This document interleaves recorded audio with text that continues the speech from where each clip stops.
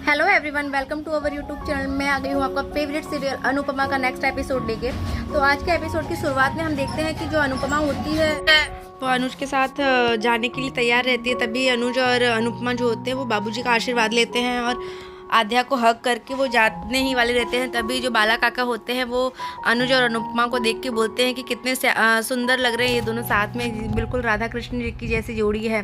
तभी जो इंद्रा जी होती है वो भी और नंदिता भी यही बोलती है कि अनुपमा को मान लेना चाहिए अनुज जी का प्रपोजल।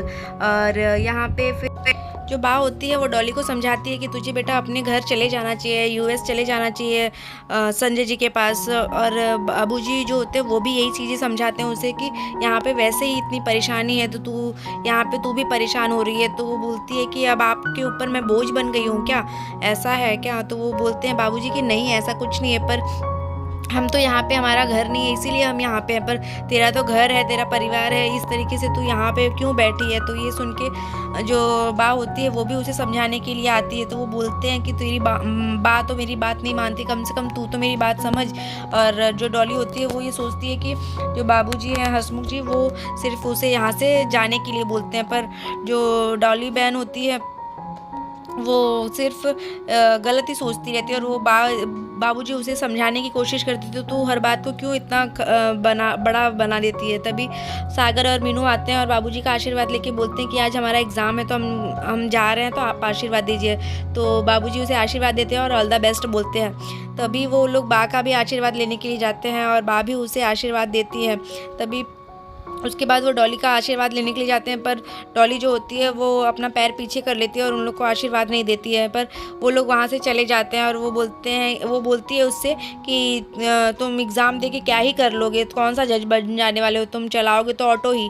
तो उसके बाद वो चला जाता है वहाँ से और फिर बाबूजी वही बोलते हैं कि तू हर बात को इस तरीके से गलत ही क्यों रिप्रेजेंट करती है, मतलब हर चीज़ को क्यों झगड़ा करने लगती है हर बात पे। तो वो गुस्सा करती है और फिर वो वहाँ से चली जाती है। तभी हम दूसरी तरफ देखते हैं कि जो टीटू होता है वो भी डिम्पी को समझाने की कोशिश करता है कि चलो हम चलते हैं मुंबई। तो वो बोलती है कि नहीं मुझे नहीं जाना, मुझे यहीं पे रहना है। तो वो बोलता है कि यहाँ पे हम क्या ही कर सकते हैं, यहाँ पे हमें खुद की सेल्फ रिस्पेक्ट भी हमारी ख़राब हो रही है। तो वो बोलती है कि हाँ तुम्हें जाना है तो जाओ। तो वो बोलता है कि मैं तुम्हें लास्ट बार बोल रहा हूँ, अगर तुम्हें चलना है हाँ या ना। तो उसे मना कर देती है और वो बोलता है कि अगर तुम्हें ऐसा लग रहा है कि माँ बाबूजी अकेले में उनको दिक्कत होगी तो तुम उनको भी लेके साथ चलो। तो वो बोलती है कि नहीं, मुझे उन लोग को दो बुजुर्गों का सेवा करने का जिम्मेदारी नहीं लेना है, तो तुम्हें जाना है तो तुम जाओ। तो वो बोलता है कि हाँ मैं तो जाऊँगा, क्योंकि मुझे यहाँ पे मेरी खुद की सेल्फ रिस्पेक्ट डाउन हो रही है और मैं ऐसे कितने दिन तक ऐसे रह सकता हूँ। तुम्हारी सेल्फ रिस्पेक्ट नहीं है तो तुम यहीं पे रुको। तभी वो उससे गुस्से में बात करती रहती है और उसकी बात ना समझती है और टीटू को भी डांटती रहती है उसकी बात के लिए। और टीटू जो है वो बेचारा कोशिश करता है उसे समझाने की। तभी जो बच्चे बॉल खेलते रहते हैं और आके वो डिम्पी को लगती है ज़ोर से और टीटू उसे संभालने की कोशिश करता है और बोलता है कि कहीं तुम्हें लगी तो नहीं। तो बोलती है कि तुम झूठा दिखावा मत करो और वो गुस्से में वहाँ से चली जाती है। तभी वो जाके बच्चों को डांटने लगती है और पूछती है कि कौन ये बॉल फेंका मेरे पास। तो वो अंश से पूछती है कि अंश तुम बताओ ये किसने फेंकी। तभी वहाँ पे आध्या आती है और वो बोलती है कि ये गलती से बॉल लग गई है, तो प्लीज़ आप गुस्सा मत कीजिए, वो गलती से लग गई है। और वो सॉरी भी बोलती है उस बात के लिए कि गलती से बॉल लगी है। पर डिम्पी जो होती है वो किसी की बात नहीं सुनती है और जोर से जो होता है वो बॉल को आध्या के पैर पे फेंक देती है। तभी उसको चोट लगने लग जाती है और वो बहुत दर्द में होती है, उसके पैर में चोट लगी जाती है। तो वो बोलती है कि मैंने भी गलती से ही फेंका है, तो उस वजह से वो फिर भी कुछ नहीं बोलती है। तभी आध्या को वो जो चोट लगने की वजह से अंशु से बोलता है कि मम्मा आप बहुत गंदी मम्मा हो, बैड मम्मा हो, बॉल मैंने मारी थी पर आद्या कोई ने फिर भी आपको सॉरी बोला, फिर भी आपने उनके साथ ऐसा किया। तो वो बोलती है कि तुम्हारा बहुत जुबान चलने लगा है इन लोग के साथ रह के। तभी वो उसको हाथ मारने जाती है तो आद्या उसका हाथ पकड़ लेती है और वो बोलती है कि तुम इतनी बदतमीजी क्यों करती हो। तो वो बोलती है कि तुम बच्चों को ऐसे नहीं मार सकती। तभी वो बोलती है कि शुरुआत में तो तुमसे ही करूँगी। तो वो आद्या को मारने जाती है। तभी अनुज जो होते हैं वो आते हैं वहाँ पे और डिम्पी का हाथ पकड़ लेते हैं और वो उसे मना करते हैं कि नहीं डिम्पी ये तुम बहुत गलत कर रही हो, किसी भी बच्चों के ऊपर तुम ऐसे हाथ नहीं उठा सकती और आद्या के ऊपर तो बिल्कुल भी नहीं है। आज तक हमने आद्या के ऊपर मैं और अनु ने कभी हाथ नहीं उठाया। तभी अनुपमा जो होती है वो उसे डांटने की कोशिश करती है। तभी जो अंश होता है वो अनुपमा के पास आता है और वो बोलता है कि दादी मुझे आपके पास ही रहना है और मम्मा के पास नहीं जाना है, मम्मा बहुत बैड है, वो मुझे बहुत डांटती है और गुस्सा करती है। तभी जो डिम्पी होती है वो आद्या को चिल्लाती है कि तुम्हारी वजह से ही हुआ है, तुम लोग ही उसको अपने वश में कर लिए हो। और आद्या को बोलती है कि ये सबसे बड़ी पनौती तो ये लड़की है, सबके लाइफ में प्रॉब्लम क्रिएट करती है। तो ये सुन के आद्या बहुत रोने लगती है और फिर अनुपमा और अनुज जो होते हैं वो उसे शांत करते हैं और वो बोलते हैं कि तुम ऐसा नहीं कर सकती, तभी तुम गुस्सा मत करो बेटा। और फिर वो जो अनुज होता है वो बोलता है कि ये डिम्पी सच में पागल हो चुकी है। आद्या जो होती है वो सारी बातें बताती है कि क्या हुआ था एग्जैक्ट। तभी जो अनुपमा होती है वो उसको समझाने की कोशिश करती है। दूसरी तरफ हम देखते हैं कि अनुज जो होते हैं वो अपने काम को लेके बहुत ही सीरियस होकर वो काम करते रहते हैं। और अनुपमा जो होती है वो उसके लिए कॉफ़ी बना के लेके आती है, पर वो खिड़की के बाहर से ही उसे देखती है और उसे मन ही मन में सब बातें करती है खुद से कि अनुज कितने अच्छे लग रहे हैं, आज बहुत समय के बाद उनको ऐसे काम करते हुए देख रही हूँ मैं, तो मुझे बहुत ही अच्छा लग रहा है। और ये बात सच है कि अगर एक आदमी के पास काम नहीं होता है तो वो बहुत ही उदास हो जाता है और खाली सा हो जाता है। तो उसे ऐसे काम करते हुए देख अनुपमा को बहुत ही अच्छा लगता है और वो मन ही मन सोचती रहती है कि कितना अच्छा लड़का है, कितना हैंडसम, टॉल और गुड लुकिंग, हॉट, सब चीज़ें हैं। तो वो कितने दिन से तेरा इंतज़ार कर रहा है अनुपमा, तो तू हाँ कर दे उसके प्रपोज़ल को, अनुज से शादी करने के लिए हाँ कर दे। ये सुनते वो अपने आप से ही वो आपस में बात करती है, फिर खुद को समझाती है कि कहीं ये गलत हुआ तो फिर से वो मेरे को छोड़ के चले गए तो फिर वो उसके आवाज़ से दिल से आवाज़ आती है कि ये तो तुम्हारे राधा कृष्ण जी का, कान्हा जी का ही इशारा है कि तुम उससे शादी कर लो। फिर ऐसे सोचते सोचते वो अपने आप में ही बातें करती रहती। तभी वहाँ पे बाबूजी आते हैं और वो बोलते हैं कि क्या सोच रही है, तो थोड़ी शर्मा सी जाती है और घबरा भी जाती है कि बाबूजी ने कहीं सुन तो नहीं लिया। तो बाबूजी पूछते हैं कि क्या हुआ, तो बोलते हैं कुछ मत बोल तुम, मैं समझ गया कि तुम्हारे दिल में क्या चल रहा है। तो वो उसे समझाने की कोशिश करते हैं और वो बोलते हैं कि जो तुम्हारे दिल में चल रहा है वो तुम्हारे दिल की आवाज़ है, तो अनु समझ ले और ख़ुद के लिए जीना सीख और ख़ुद के लिए सही फैसले ले। और बाबूजी की ऐसी सब बातें सुन के जो अनुपमा होती है उसके अंदर एक और उम्मीद आ जाती है, एक अच्छी पॉजिटिव वाइब आती है कि कहीं ना कहीं बाबूजी जो है वो उसे समझते हैं, क्योंकि वो उनकी बेटी ही जैसी है। तो उन्हें ऐसा लगता है कि वो मेरी बात समझ रहे हैं और मुझे समझ रहे हैं। और वो अनुज के लिए बोलते हैं कि वो अनुज से अच्छा लड़का कोई नहीं मिल सकता, जो तुम्हारा इतने दिनों से इंतज़ार कर रहा है, तुम्हारे लिए हर दुख सुख में तुम्हारे साथ खड़ा है। तो तुम क्यों ऐसे इस तरीके से उससे दूरियां बना रही हो खुद को, और जो अच्छा बुरा होना है वो तो होके ही रहेगा। अब हम कल का सोच के फिर आज भी हम खुश ना रहें तो वो तो हमारी गलती है ना, कल किसने देखा है।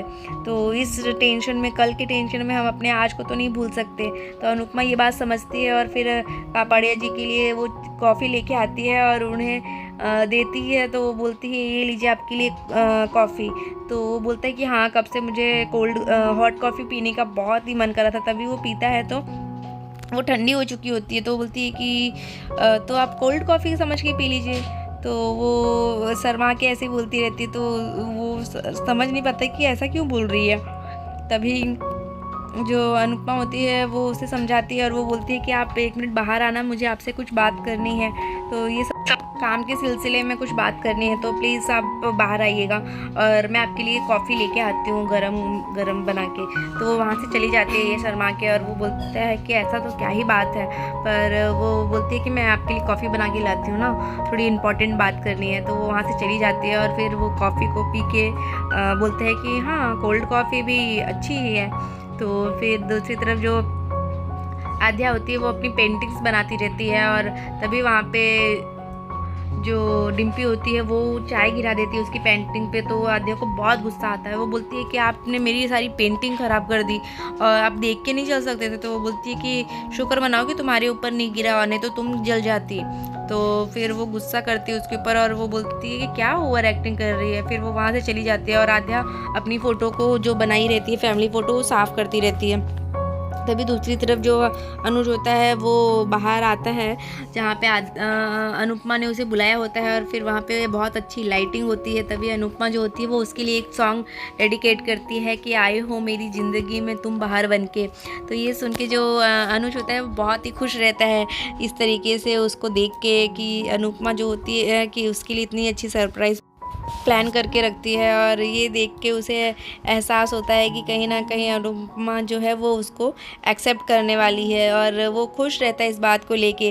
तभी जो अनुपमा होती है वो उसे प्रपोज़ कर देती है, अपने घुटने के बल बैठ के वो उसे बोलती है कि will you marry me Kapadia ji. तो वो थोड़ा शॉक्ड रह जाता है, और वो राधा कृष्ण की जो मूर्ति लॉकेट होती है वो दिखाती है, और उसके बाद वो दोनों बहुत ही खुश होते हैं। अनुज बहुत खुश होता है, और वो समझ नहीं पाता कि वो कैसे ये चीज़ें एक्सप्रेस करे। तो वो बोलती है अच्छा तुम बहुत स्मार्ट हो, तुमने इसीलिए मुझे बाहर बुलाया था कि कहीं घर पे मैं ऐसे चिल्ला चिल्ला के सबको ना बता दूं। तो वो बोलता है कि अरे ये तो सबको बताना पड़ेगा। तो वो चिल्लाता रहता है। तभी अनुपमा जो होती है उसको शांत करने की कोशिश करती है कि तुम चुप रहो, सब उठ जाएंगे मोहल्ले वाले। तो वो बोलता है कि हाँ मोहल्ले वाले उठे तो उठने दो, आशा भवन वाले उठे तो उठने दो। पर वो चुप कराती है उसे, पर वो समझता नहीं है, सुनता नहीं है उसकी बात। और वो बोलता है कि चलो अभी सबको मुझे बताना है। तो वो उसे लेके जाता है, और वो बोलती है कि कल सुबह बता देंगे। तो बोलता है नहीं नहीं अभी बताना है मुझे, सबको अभी बताना है। तो वो जाता है अंदर, और थाली और चम्मच लेके वो सबको बजा बजा के उठाता है, और बोलता है कि मान की शादी होने वाली है, मान की शादी होगी। तो सब लोग धीरे धीरे उठ जाते हैं, आद्या, पूरी फैमिली और सारे लोग उठ जाते हैं। और वो लोग वहाँ पे आते हैं, और वो बोलते हैं कि क्या है तुम लोग, क्या पागलपंती कर रहे हो इतनी रात को।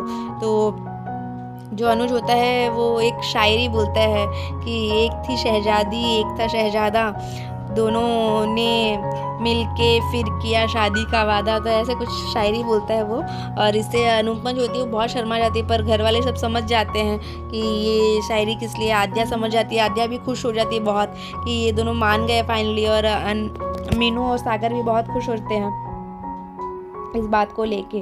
तो वो लोग वहाँ से चले जाते हैं, और आद्या जो होती है उसको हग करती है जाके दोनों को, और वो भी डांस करने लगती है अपने पॉप्स के साथ और खुश हो जाती है।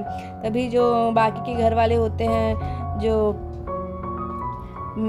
डॉली बहन और तोशु पाखी, वो लोग बहुत ही ऑफेंड हो जाते हैं इस बात को लेके। और कहीं किंजल जो होती है वो भी बहुत खुश होती है इस बात को लेके, और मीनू सागर भी उनको कॉन्ग्रेचुलेशन विश करते हैं। और बालाजी भी बहुत खुश होते हैं उन दोनों को ऐसे देख के, क्योंकि उन दोनों की शादी होने वाली है। ये बात सुन के ही सारे लोग, परिवार वाले जो आशा भवन के लोग होते हैं वो बहुत खुश होते हैं। पर जो डॉली बहन होती है और पाखी तोशु, वो लोग बहुत ही ऑफेंड होते हैं। वो बोलते हैं कि तुम्हें शर्म आती है इस एज में तुम शादी करोगी। और तोशु जो होता है वो भी बहुत कुछ भला बुरा बोलता है उन दोनों के लिए, और पाखी भी बोलती है तो आप लोगों को शर्म आती है ऐसे। तो जो किंजल होती है वो बोलती है कि तुम्हें ही इतनी शर्म आती है तो फिर तुम क्यों ना जाके फुटपाथ पे रह लो और अच्छे से वहाँ पे तुम एंजॉय करो, तुम्हें कोई शर्म करने की ज़रूरत ही नहीं पड़ेगी। तो वो चुप हो जाती है। तभी तोशु कुछ बोलता है, तो जो बालाजी होते हैं वो भी उन्हें बोलते हैं कि आप लोग ये तो सोचिए मत कि आप लोग जो दूसरों के टुकड़े में पल रहे हैं तो वो लोग इस चीज़ के लिए उंगली उठाएं। तो पर कहीं ना कहीं बालाजी और पूरी आशा भवन की फैमिली जो होती है वो उन दोनों को सपोर्ट करती है। पर ये लोग जो होते हैं डॉली और पाखी तोशु और डिम्पी, ये लोग थोड़ा इस बात को लेके इशू क्रिएट करते हैं। तो इस बात से जो अनुपमा होती है वो थोड़ी सैड सी हो जाती है। तो आज के एपिसोड में बस इतना ही है फ्रेंड्स। तो नेक्स्ट एपिसोड के लिए बने रहिए हमारे साथ। तो आने वाले कल के एपिसोड में हम देखने वाले हैं कि वो दोनों जाके पानी पूरी खाते रहते हैं, और फिर अनुपमा और अनुज एक दूसरे के साथ खुश रहते हैं, खुश नज़र आते हैं। वो दोनों साथ में जाते ही रहते हैं, तभी एक बाइक वाला उन्हें ठोक देता है। तो वो दोनों अलग हो जाते हैं एक दूसरे से। तो क्या ये कोई बुरा संकेत है उनकी आने वाली जर्नी के लिए, या फिर कुछ गलत होने वाला है? तो देखने के लिए बने रहिए हमारे साथ। तब तक के लिए बाय बाय।